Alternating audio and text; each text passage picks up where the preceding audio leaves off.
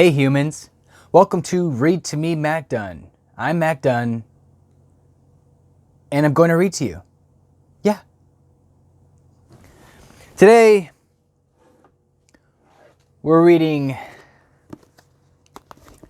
Pride and Prejudice. Let me turn this fucking light down. How's that? That's fine. Jesus Christ. You gotta read, not be blind. And if you're blind, at least you can listen to this. Pride and Prejudice by Jane Austen. Chapter 7. Mr. Bennet's property consisted almost entirely in an estate of $2,000 a year, which, unfortunately for his daughters, was entailed in default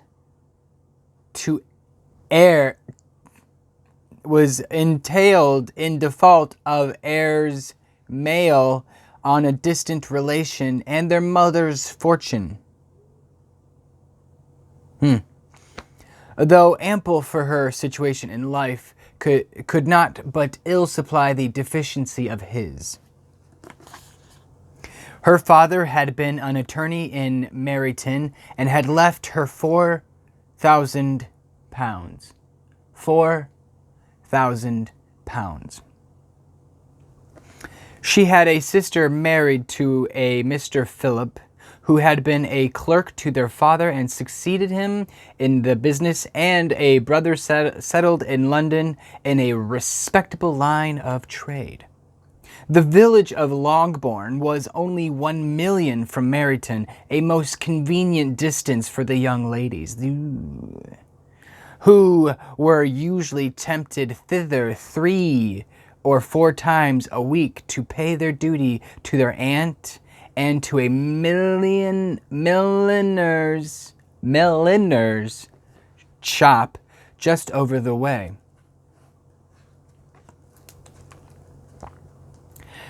The 2 youngest of the family, Catherine and Lydia, were particularly frequent in these attentions. Their minds were more vacant than their sisters', and when nothing better offered, a walk to Meryton was necessary to amuse their morning hours and furnish conversation for the evening. Their mornings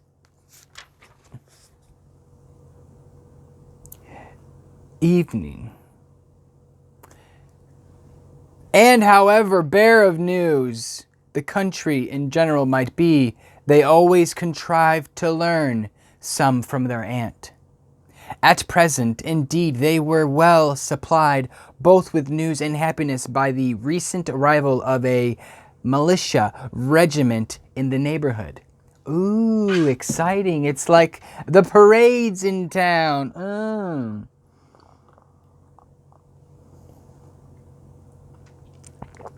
Militia regiment in the neighborhood. It was to remain the whole winter, and Meryton was the headquarters. Fantastic. Fan-fucking-tastic.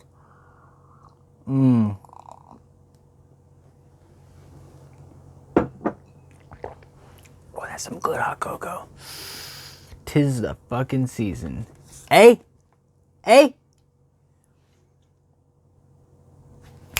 Their visit to Mrs. Phillips were now productive of the most interesting intelligence. Okay. Every day added something to their knowledge of the officers' names and connections. Their lodgings were not long a secret, and at length they began to know the officers themselves. Mr. Phillips visited them all, and this opened to his nieces a source of felicity unknown before. They could talk of nothing but officers, of course. Who wouldn't? And Mr. Bingley's large fortune, the mention of which gave animation to their mother, was worthless in their eyes when opposed to the regimental of an ensign. Ensign. Ensign. E-N-S-I-G-N. One word. E-N. It's like N. Sign. I just didn't want you to think that I was saying something else. Would you have thought I said something else like end sign, and maybe my diction is like nasally and my D's don't quite and like and I told you that and ensign,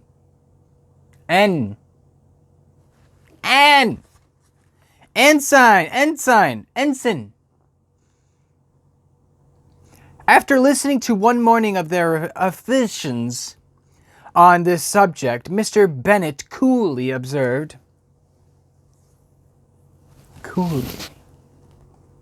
"From all that I can collect by your manner of talking, you must be two of the silliest girls in the country. I have suspected it some time, but I am now convinced." Shit! Catherine was disconcerted and made no answer. But Lydia, with perfect indifference, continued to express her admiration of Captain Carter and her hope of seeing him in the course of the day, as he was going the next morning to London. "I am astonished, my dear," said Mrs. Bennet, "that you should be so ready to think your own children silly. If I wish to think slightly of anybody's children, it should not be my own, however." Go Bennet. Boo boo! "If my children are silly, I must hope to be always sensible of it." I don't know who, Catherine, who said this? Mr. Bennet. And then Mrs. Bennet. Anyway, Mr. and Mrs. Bennet probably jib-jabbing. "If my children are silly, I must hope to be always sensible of it." Yes, but as it happens, they are all of them very clever. This is the only point, I flatter myself, on which we do not agree.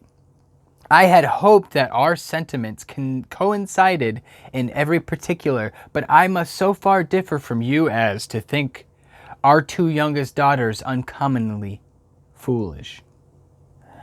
My dear Mr. Bennet, you must not expect such girls to have the sense of their father and mother. When they get to our age, I dare say they will not think about officers any more than we do. I remember the time when I liked a red coat myself very well. You could see the bulge in his pants. I mean, he had a large gun. I mean, his sword. Oh, I'm happily married.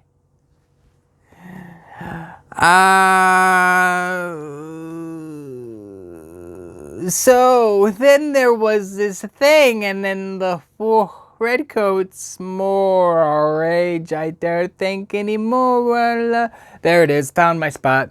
And indeed, so I do still, at my heart. And if a smart young colonel with 5,000 or 6,000 a year should want one of my girls, I shall not say nay to him. And I thought Colonel Forster looked very becoming the other night at Sir William's in his regimentals. He's probably like, okay. "Mama!" cried Lydia. "My aunt says that Colonel Forster and Captain Carter do not go so often to Miss Watson's as they did when they first came. She sees them now very often standing in Clark's library." I don't know if she's excited about that or not. Mrs. Bennet's like trying to read her daughter like, "What are you saying? What do you want? Who fucking cares? What's important about this?" Mrs. Bennet was prevented replying by the entrance of the footman with a note for Miss Bennet. It came from Netherfield, and the servant waited for an answer. Mrs. Bennet's eyes sparkled with pleasure, and she was eagerly calling out while her daughter read, Well, Jane, who is it from? What is it about? What does he say? Well, Jane, make haste, tell us, goddammit! Make haste! My love! Make haste. Tell me. It is from Miss Bingley, said Jane, and then read it aloud. My dear friend, if you are not so compassionate as to dine today with Louisa and me, we shall be in danger of hating each other for the rest of our lives. For a whole day's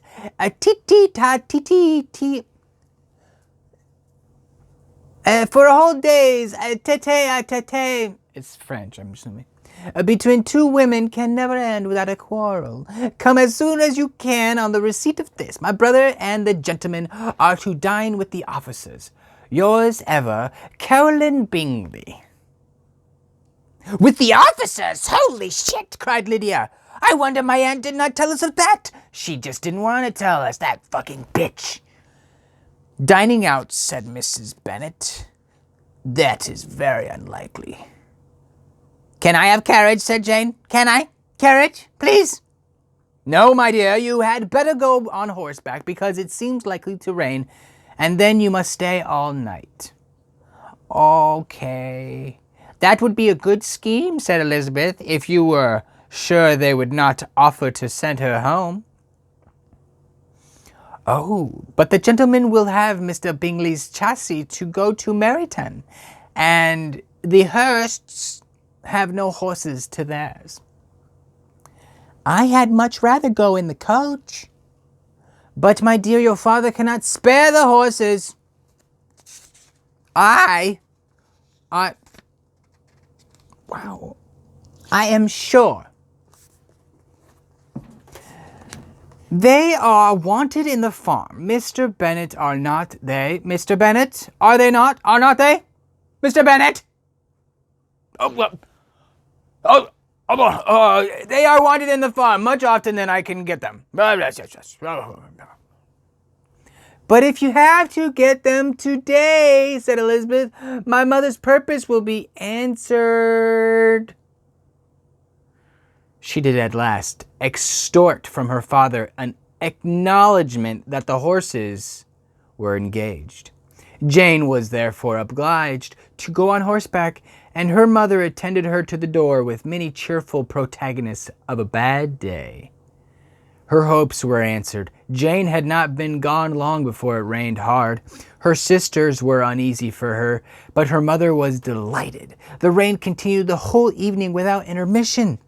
Jane certainly could not come back.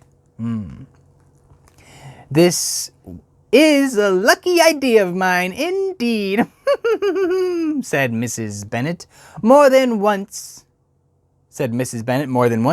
as if the credit of making it rain were all her own.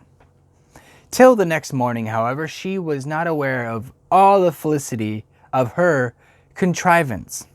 Breakfast was scarcely over when a servant from Netherfield brought the following note for Elizabeth. Oh, what? I thought Elizabeth left. Blah, blah, blah, blah, blah, blah, blah, blah, blah, blah. Jane. Jane left.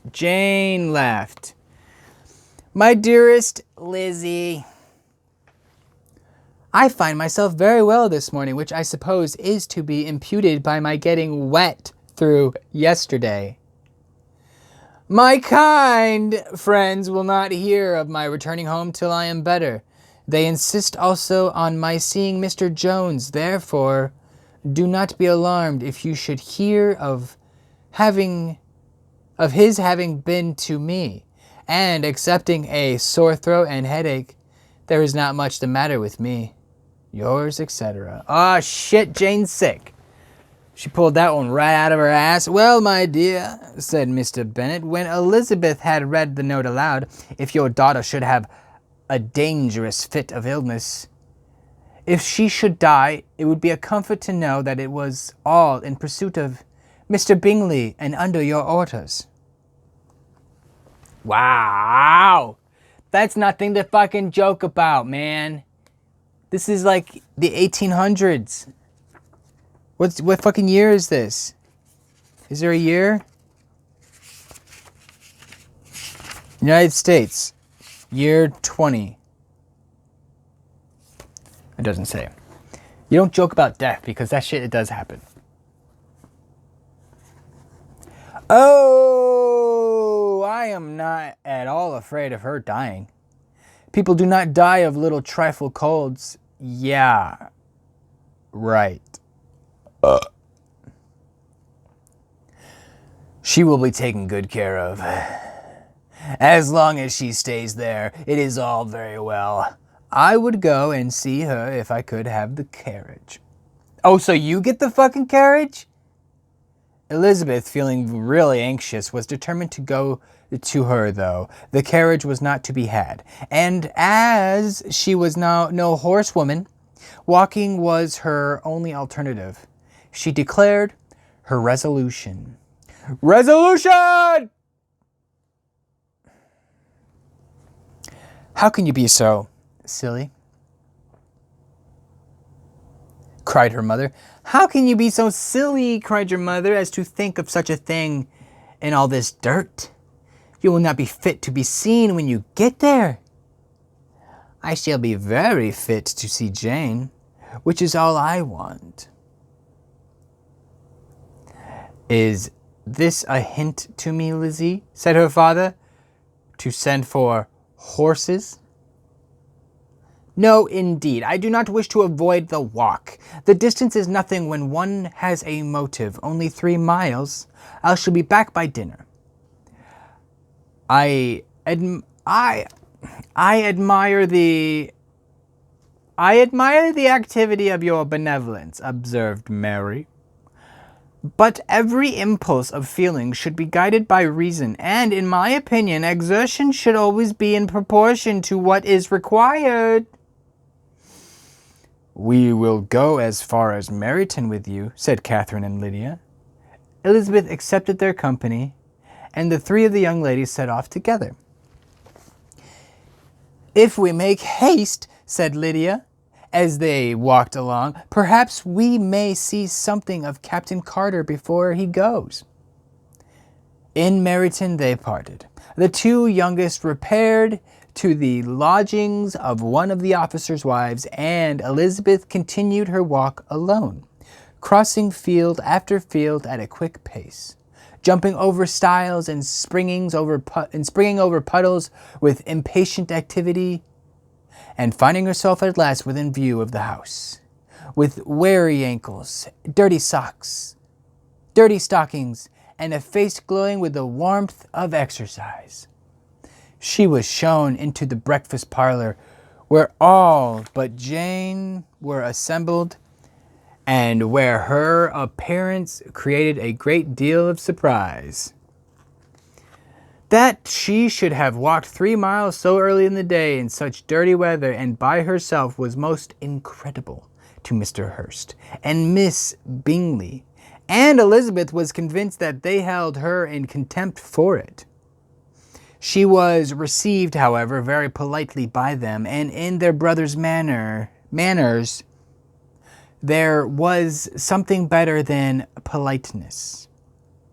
There was good humor and kindness. Mr. Darcy said very little, and Mr. Hurst said nothing at all. The former was divided between admiration of the brilliancy which exercise had given to her complexion, and doubt as the occasions justifying her coming so far alone.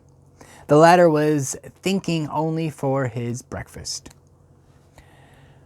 Her inquiries after her sister were not very favorably answered. Miss Bennet had slept ill, and though up was very feverish, and not well enough to leave her room. Elizabeth was glad to be taken to her immediately, and Jane, who had only been withheld by the fear of giving alarm or inconvenience from expressing in her note how much she longed for such a visit, was delighted at her entrance. She was not equal, however, to much conversation, and when Miss Bingley left them together, could attempt little besides expressions of gratitude for the extraordinary kindness she was treated with. Elizabeth silently attended her. So Elizabeth just wants to keep her mouth shut, apparently.